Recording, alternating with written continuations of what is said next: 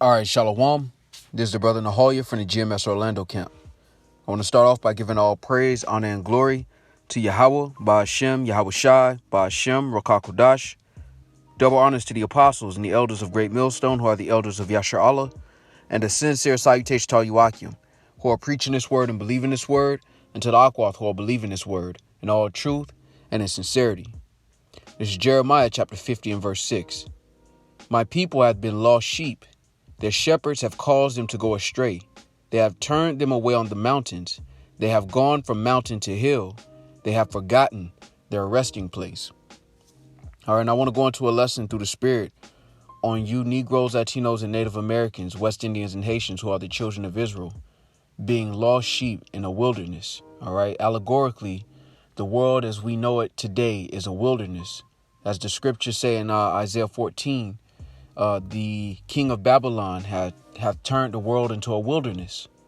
And inside of that wilderness, you Negroes, Latinos, and Native Americans have been lost. All right, you've gone astray. And this picture really depicts the average Negro, Latino, and Native American male's options in this world, according to the folly of this world. All right, now that's why the scriptures say our people have forgotten their resting place. Because when you look at this image, it's all the things that Jake believes will give him rest. Save the gun with Esau Edom. That's a representation of our steps being hunted continually. As a matter of fact, let's get that. This is Lamentations chapter 4 and verse 17. Man, I'll start at 16. The anger of the Lord hath divided them. He will no more regard them. They respected not the persons of the priests. They favored not the elders. As for us, our eyes as yet failed for our vain help. In our watching, we have watched for a nation that could not save us. And all the things that America, all right, which is Babylon the Great, has to offer you Negroes, Latinos, and Native Americans, all right, is not anything that can actually save you. And the way Esau has set this system up is an individual Israelite, all right, let's say a Negro, Latino, or Native American becomes successful in real estate, for example. All right, you, in order to maintain that, you can't question the system. All right, you can't speak against this system on any high level. All right, when you have created a platform, all right, unless Esau will come swiftly and take away your goods. Not only that, now you're faced with the pressure of being probably the only one in your family that has that kind of success, and the pressure that comes with having to carry everyone else's burdens. As a nation of people, that doesn't save you.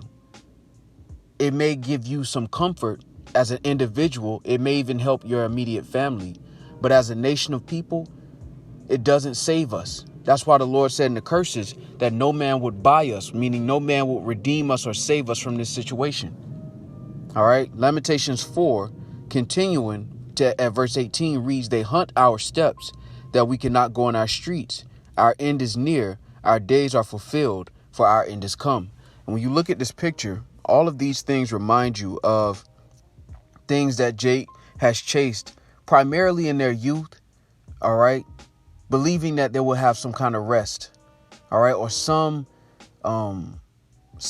imitation or some semblance of how they feel inside, because we are a royal people, all right. But the things that Esau offers you to act out on that belief, all right, is really folly, all right. You can see it from the picture, all right. Now, when you go to Hosea chapter 4 and verse 6. All right, it reads, it says, my people are destroyed for lack of knowledge. All right. Because thou hast rejected knowledge, I will also reject thee, that thou shalt be no priest to me. All right. And that's exactly what you have. You have a lot of people who are lost, man. They don't really regard the situation that we've actually found ourselves in. Matter of fact, let's read that one more time. All right, this is Lamentations chapter 4. In verse 6, it says, my people are destroyed by lack of knowledge. Because thou hast rejected knowledge, I will also reject thee, that thou shalt be no priest to me, Seeing thou hast forgotten the law of thy power, I will also forget thy children. All right, because the knowledge that we've been given on this side is not actual knowledge. All right, it's wickedness. It's being made privy to wickedness, which is not knowledge. All right. And that's why the Lord said we have forgotten our resting place, because our resting place is with this knowledge, wisdom, and understanding. All right. And a greater world is being prepared. But inside of this world, all right, these are the things that Jake is given to. All right. Even the parents, when you look at the parents, they raised Jake up to chase these things. All right. Maybe not gangs, but basketball. All right. Diplomas. All right. And all of these things are traps. They all lead Jake astray. All right. In one way or another. All right. Student loan debt. All right. Chasing a basketball dream, and all of these different things really lead you nowhere. All right. And for those people who actually attain those things, you know, when you listen to the interviews and you listen to their reaction to how they feel about life, it's tainted. And you can tell by their countenance and how they talk about their situation that it's tainted. Because, again, this place is not our rest. All right. And we always bring this out, but it's important to bring it out again through the Spirit. This is Micah 2:10.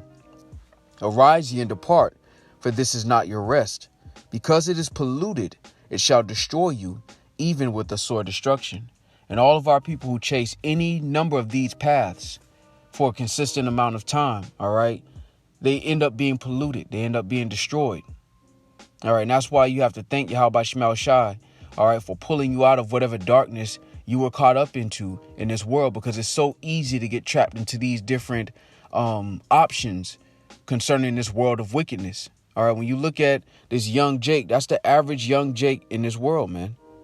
All right. They're faced with these challenges of a world that only offers them things that are folly. All right. Now, it's very spiritual, too, that you see the Bible. All right. The scriptures. And they try to put that up there as if that's a way that Jake is lost, or Jake is lost if they choose that route. But really, it's Christianity that destroys the minds of Negroes, Latinos, and Native Americans, and not the scriptures. All right. When you look at the right side of the picture, all right, you see the Holy Bible. All right. And that's really the only option that's really leading to salvation. All right. The actual knowledge, wisdom, and understanding of the scriptures, because they have a brain on the picture. They have a heart. All right. But without the knowledge, wisdom, and understanding of Yahweh Shema Shai, it doesn't matter what's in your brain or your heart. All right. Without the favor of the Lord, it doesn't matter. And this is the world that Jake is faced with. All right. And then it shows you the hand of Esau with the gun, with the sword. All right. Which is ever present. All right. As a matter of fact, when you go back to Lamentations, the 4th chapter, it says this. Lamentations 4:18. They hunt our steps that we cannot go in our streets. So everywhere you turn, Jake is being hunted. All right. You have Jakes that don't deal with the streets or the gangs, that get pulled over. All right. Get charges brought up against them. And then 38 years later, you find out the man didn't even commit the crime. It was just something that the police department, them Edomites, used him. All right. To check off a crime, to say a crime was solved. And he wasn't even the guy that did it. This is why the scriptures talk about them hunting our steps. All right. Lamentations 4:19 reads, our persecutors are swifter than the eagles of the heaven. They pursued us upon the mountains. They laid wait for us in the wilderness. So here it is in Jeremiah the 50th chapter. The Lord said, we have gone from mountain to hill, and we've forgotten our resting place. And everywhere Jake goes, Esau is hunting them.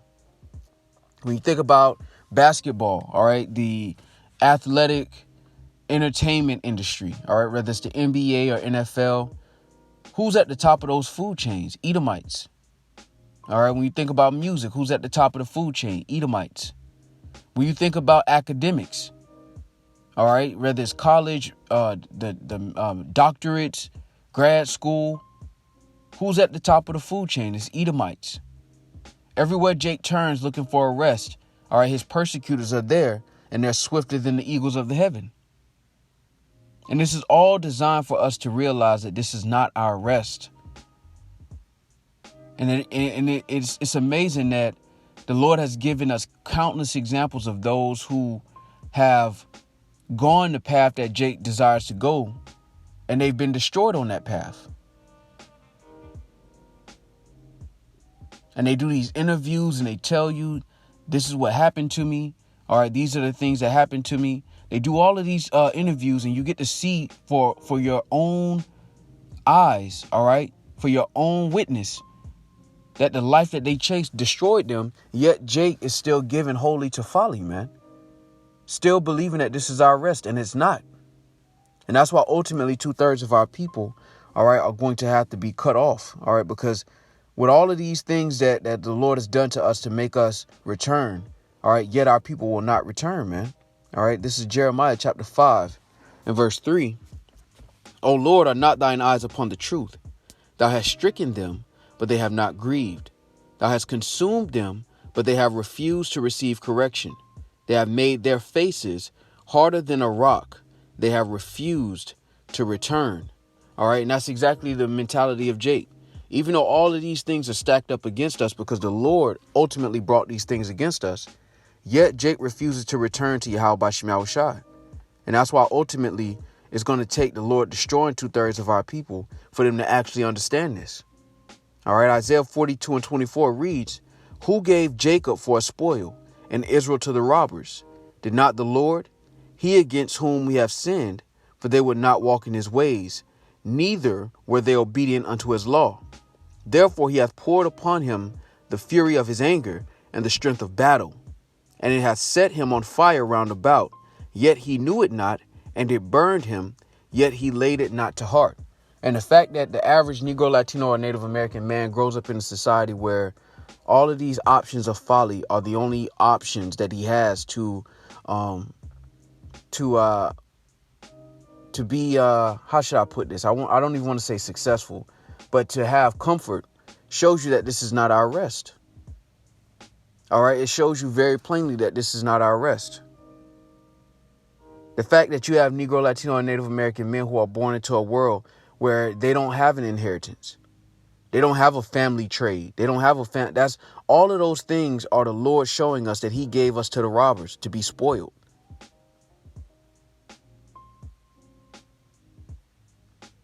It's all meant to point us in one direction through the Spirit. And that's to show us that this is not our rest. Now, we still have to maintain our situations through the Spirit to the best of our ability. But ultimately, this is not where we're supposed to be at rest at.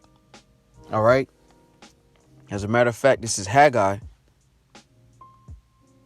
chapter 1. And Jake is so thirsty for rest that they're willing to do anything, man. Strip. All right. Get on records and talk about killing each other. All right. Compromise their integrity if they have any. Anything. Jake is willing to do anything to have rest on this side. And you can see that by what our people are willing to do on TV. All right. They're willing to sell themselves short. All right. For fiat currency. Just for some semblance of rest. Some kind of rest. Jake will take anything at this point and they'll do anything for it. That's why the scriptures talk about they have not seeked after the Lord. They refuse to return, man. They pull the shoulder. Here it is. We can bring out all of these points, but Jake still refuses to return to Yahweh B'Shem Yahushai, man. As if their own devices have worked well for them. This is Haggai chapter 1 and verse 3. Then came the word of the Lord by Haggai the prophet, saying, Is it time for you, O ye, to dwell in your sealed houses, and this house lie waste? Now, therefore, thus saith the Lord of hosts, consider your ways. And Jake is so caught up in trying to build here without realizing that it shouldn't even be this hard, man. And the Lord made it hard on purpose for you to really sit back and be like, man, why is it this hard? You got these Edomites that hop on these motivational channels and tell Jake he ain't working hard enough. And it's like, why do you have to work 5-6 times harder than these Edomites and everybody else just to have something that even looks similar to what everybody else has, man? Why? Because this is not your rest. That's why.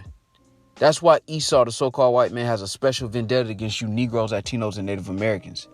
The East Indians can come over here and they can set up shop. All right. The so-called Africans can come here and set up shop and call you Akatas. Yet the Lord will not allow us to have rest as a nation of people here. And the ones who are exalted in this place are the bottom of the barrel concerning integrity amongst our people. They're the ones that are willing to do anything and to sell our people out by giving the world an image of us that's not true. It's not accurate. Jake could be a pimp, a gangster, a beast, a dog, whatever it take for Esau to put some money in their pocket. And they'll justify it by saying they have to feed their family. And this is why, through the Spirit, the Lord has showed us this is not our rest, man. And this is also why the only people that are exalted on a high level in this society concerning you Negroes, Latinos, and Native Americans are those who are given to folly. All right. No exception. You have some Jakes that are millionaires and billionaires behind the scenes, but that's very few and far between. All right. This is Ecclesiastes chapter 10 and verse 6. And it reads, "Folly is set in great dignity, and the rich sit in low place. I have seen servants upon horses and princes walking as servants upon the earth." All right. And this is what you have. Folly being set in great dignity. And a lot of the people who are celebrated amongst our people are the ones who are paid from folly. All right. They're paid to promote these stereotypes of you Negroes, Latinos, and Native Americans. When you watch mainstream television, all right, a lot of those guys who are paid as actors or comedians exploit our condition.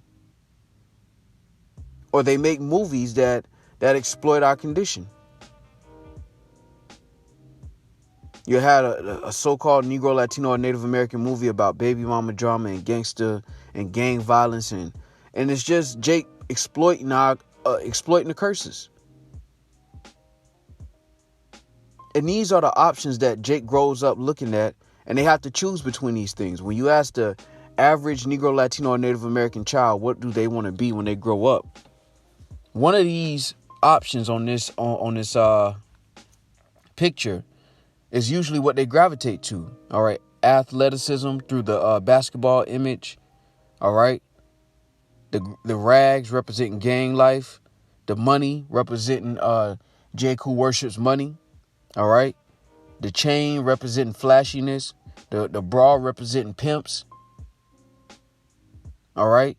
And these are all the options that young Jake are exposed to. They're not exposed to their actual culture. And this is why the Lord said this place is not our rest, man, because it will destroy you. Most Jakes jump into these lifestyles, and then by the time they realize it was a mistake, it's too late. And that's why the scriptures talk about our persecutors being swift. All right. And that's why through the Spirit, we are blessed to have this knowledge, wisdom, and understanding, because the Lord has allowed us to understand the error in our ways personally and as a nation of people. And to have this wisdom, knowledge, and understanding is the most priceless possession you can have on this side of life. Because again, you're able to see in this dark place. All right. Matter of fact, let's get that. All right. This is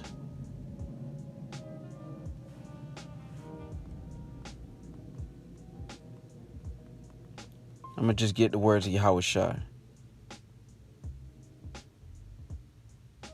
Yep. This is John chapter 3 and verse 19.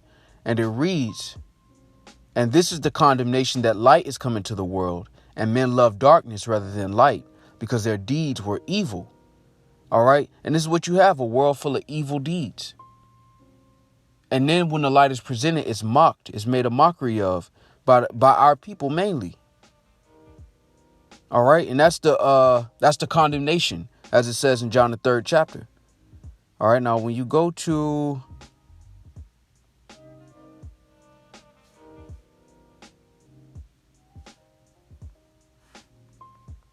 let me get this one.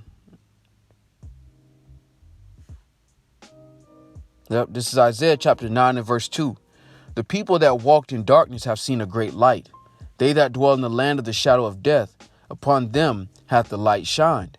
All right. And this is the valley of the shadow of death. And you can see it by all of these different options the young Jakes in their youth are exposed to. And they're exposed to these things as if they're the only options. And in the shadow of death, all right, the Lord has called the remnant of our people to the light, man. And that's a blessing, because through the elect, the rest of our nation are going to be born into the kingdom of heaven, if you can receive it. All right. And that's the beauty of this story, if you will, this record of Yahweh Shem Shah's love for our nation, that even though we went off, all right, and we forsook the fountain of living waters, that now the Lord is beginning to have mercy, beginning with the elect. Because if it were not for the Lord raising up the elect, we would be as Sodom and Gomorrah, man, which means we'll be completely destroyed. Isaiah 1:9 reads, except the Lord of hosts had left unto us a very small remnant, we should have been as Sodom, and we should have been like unto Gomorrah. Because you would have grew up believing that these were the only options, save the proper knowledge of the scriptures. You would have grew up believing, and you would have taught your kids this, man. You got 2/3 of our people that are teaching their kids that this is the only option. We're just going to be here from generation to generation. That's why the scriptures talk about it not being mixed with faith in them that heard it, because 2/3 of our people don't believe that there's something better being prepared for us. They believe that this is as good as it gets. So they teach their children that these are their options.